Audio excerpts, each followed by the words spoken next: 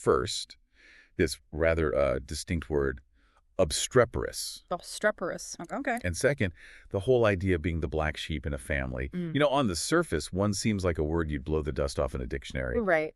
And the other feels more like something straight out of psychology. Yeah, definitely. So our mission here is to get past those first impressions. So let's dive in. Obstreperous. Where do we start? Okay, so looking at the definitions you provided, there are a couple of main strands. One is basically being really noisily unruly, aggressively noisy even. Okay. Noisy and out of control, like an obstreperous crowd, maybe? Or a heated argument getting obstreperous? Exactly. But there's another angle, too. Stubbornly resistant to control. Just unruly, difficult. Like an obstreperous child who just won't listen. Right. And you feel it straight away, don't you? It has this formal feel. It's not exactly everyday chat. No way. You wouldn't yell at your dog, "Stop being obstreperous," even if he's barking like crazy and ignoring you completely. Probably not. And the word itself, its origin actually gives us a clue. It's Latin. Okay. You've got which means against. Against. Right. And strepere, which means to make a noise, like clamoring. So an obstreperous person or thing is literally making noise against something, resisting loudly. Okay, so it's not just noise. It's noise with intent, opposition. Precisely. That etymology really nails it. It's targeted noise. It's resistance. And the sources show it used in all sorts of ways, yes, kids, but also crowds protesting, politicians, people arguing online. Online comments, sure. Even kind of weirdly, things like a machine that's acting up, a chain maybe, or even the sun being difficult. That example from To Kill a Mockingbird really stands out, doesn't it? Describing something as obstreperous, disorderly, and abusive. Yeah. That just packs it all in the noise, the lack of control, and that hint of aggression. Obstreperous leans much more towards resistance. There's often that undertone of aggression, or at least unruliness, directed against some kind of control. So boisterous is like happy yelling, obstreperous is angry yelling, or maybe defiant yelling. Defiant is a good word for it. Yeah. Think about the difference. The obstreperous demonstrators were removed versus a boisterous party spilled onto the street. Very different feel, right? One implies a class with authority. Definitely. Obstreperous always has that noisy element tied to the unruliness. Gotcha.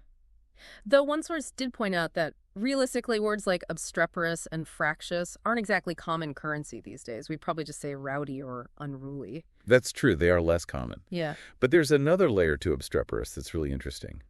A subtle implication. Oh, yeah. It can sometimes suggest that the control being resisted is actually seen as, well, justified. And the person being obstreperous is maybe being a bit childish or over the top about it. Like their resistance isn't a serious threat. So kind of a patronizing tone, like, just ignore them, they're being obstreperous. Exactly, that hint of condescension. And that patronizing angle connects directly to a much, much darker part of the word's history. It's actually quite shocking when you see it laid out in the sources. Okay, right. This is where it takes a turn, isn't it? The sources you shared reveal something pretty sobering about this word. Yeah, it's quite grim, actually. That word obstreperous, which might sound almost quaint or academic to us now. Well, back in the 18th and 19th centuries in America, it was commonly used by enslavers. Seriously? Yes. To describe enslaved people they considered troublesome, disobedient, defiant, unruly. That's heavy. The examples given are pretty stark. Someone remembering their father threatening to sell an obstreperous slave. Right, using the threat of sale as a means of control. And there's the account from Robert Moton, who became a well-known educator. Yeah. He wrote about his own father who was enslaved, being called obstreperous and running away after resisting being whipped. Oh my gosh. Hearing that history just completely reframes the word, doesn't it? It absolutely does. It makes you realize how words, even ones that seem obscure now, can be loaded with these really harsh power dynamics. Implicit judgments about who gets to control who and whose resistance is deemed illegitimate. Let's talk about the black sheep. We're pulling now from the source, looking at psychology and family dynamics. Right. So this material defines the family black sheep as someone the family labels an intransigent outsider. Intransigent. Stubbornly refusing to change. Exactly. And crucially, they're seen by the rest of the family group as a threat to the family's stability or its image. And this is often a child, someone who feels different and just won't kind of toe the line. Often, yes. Yeah. A child who refuses to back down on who they are or what they believe. Yeah. But it could also be an in-law, maybe the cousin. Yeah. Someone perceived as not fitting the mold and refusing to try. And the sources make it clear the personal cost for that person is huge. Misery, isolation, shame. Oh, absolutely. Family connection is so fundamental. Yeah. Being stigmatized by your own caregivers, your closest people, that's described as deeply damaging. Yeah, I can only imagine. Does the source offer any advice for someone in that spot? It does. It talks about trying to keep communication open, if that's even possible, but also, crucially, finding ways to, validate your own self-worth outside the family's judgment. Right, looking elsewhere for support. Yeah, friends, other communities, and importantly, recognizing that sometimes your greatest strengths, your accomplishments, might actually come from following that path that the family disapproved of, your own vision. That's powerful. But one of the really key insights here is that this isn't just about personality clashes, right? It's presented as a family dynamic. Exactly. It's about the system. How families, like any group really, can identify and marginalize members to maintain a certain status quo. So who usually gets stuck with this label? Well, the source points out it's typically people who are maybe more dependent or on the margins of the family power structure, so often children, sometimes in-laws, people further away from the core power center, which is usually the parents.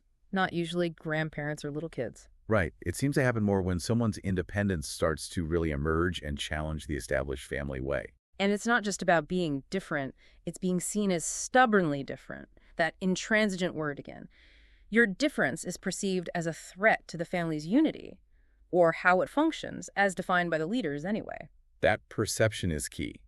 The family leaders see the black sheep as the problem that needs fixing, the one who has to conform. And this is fascinating. The source details how this whole process actually serves functions for the family group itself. Functions. Wait, so the family benefits in some way from having a black sheep. That sounds pretty messed up. It is dysfunctional, absolutely.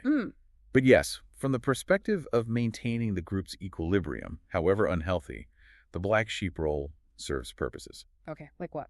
Well, one major function is venting group frustrations. The black sheep becomes a scapegoat. Ah, okay. You can blame them for tensions, distract from maybe issues caused by the parents or leaders. It sort of channels all the negative energy onto one person. The source knows this works best if there's only one victim. Right. Otherwise, it might expose deeper problems. Okay, what else? It also helps reaffirm the bonds between the insiders. How? By defining who's out, you solidify who's in. Marginalizing the black sheep reinforces conformity among the others, strengthens their shared identity, their shared lifestyle. We're the good ones, unlike them. Creates an us versus them within the family. Okay. It also forces the family to actually articulate its core values. When the black sheep challenges the norms, maybe about college, marriage, politics, whatever, it makes the family leaders double down and state the rules clearly. This is what we believe. This is how we do things. It demonstrates the boundaries. So the black sheep's defiance clarifies the family rules by breaking them. In a way, yes. And their treatment serves as a kind of warning, a public display of the consequences of deviating. It's a lesson for younger siblings, perhaps. See what happens if you step out of line. Wow.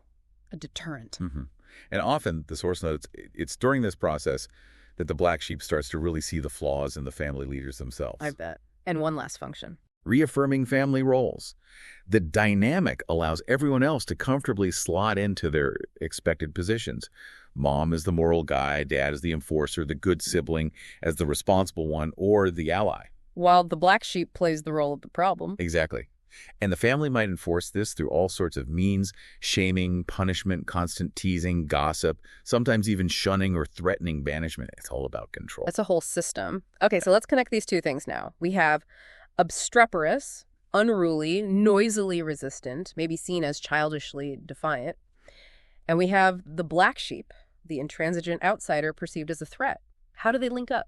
Well, it seems pretty clear that the kind of behavior that gets described as obstreperous, that visible, maybe loud, stubborn resistance to control, that refusal to back down, that could very easily be the exact behavior that leads a family to label someone a black sheep, couldn't it? Right. If your way of being different or disagreeing is noisy, persistent, and directly challenges the family's authority or expectations, you're kind of acting obstreperously within that family system. You are.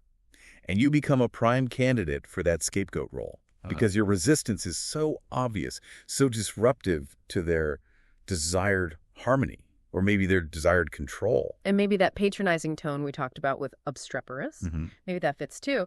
The family sees the black sheep's resistance not as valid, not as an authentic expression of self, but just as being difficult, unruly, obstreperous, a problem to be managed rather than understood. It's a way of dismissing their stance, diminishing its importance.